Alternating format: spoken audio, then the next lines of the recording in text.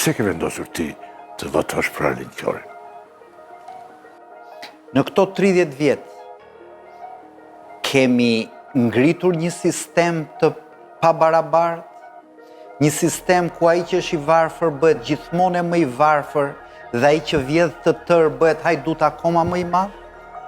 Në qoftë se bijem dakord që në 30 vjet kemi ngritur këtë lloj sistemi, e mbani mend Edi Rama në 2013 ka fituar pikërisht me çështjen e pabarazisë. Dhe në qoftë se problemin e shtrojmë kështu, që në këto 3 dekada kemi ngritur një sistem të pabarabartë, ku i pasur i bëhet gjithmonë i pasur, e i varfër i zhytet gjithmonë. Jo, më të varfër si mi bërë, po është thelluar distanca.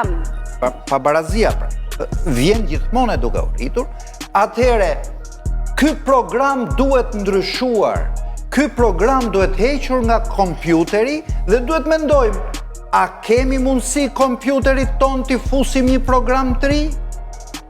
Dhe kush do jetë programi i ri? Që duhet vi një moment që ata që i kanë rrjepur të tërë të paguajnë më shumë dhe një pjesë të filloj të paguaj më pak, sepse është kjo pjesë e madhe në kurriz cilve janë pasuruar ta një pakica që kanë qenë 5% dikur, 3% e kanë arritur 1%. Dhe ka ideologji këtu në kuptim ideologjik, pa tjetër ka se çdo qasje e tillë është ideologjike, por nuk ka atë që ne i quajmë ideologji marksiste komuniste. Merrni New Dealin e Rooseveltit.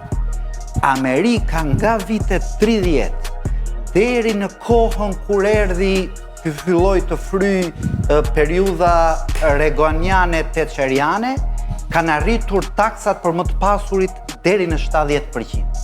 Dhe kjo është periudha e begatisë më të madhe të Amerikës. Pra nuk do të thotë që më shumë taksim krijon dështim ekonomik.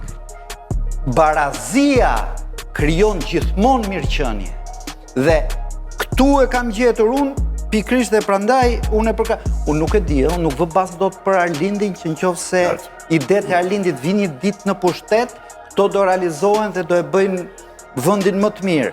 Por jam i bindur që duhet provuar, sepse ky sistem që kemi sot do e shkatroj këtë vend, do e shpopulloj këtë vend dhe do e vër këtë vend peng të 100 vetëm, siç po bëhet.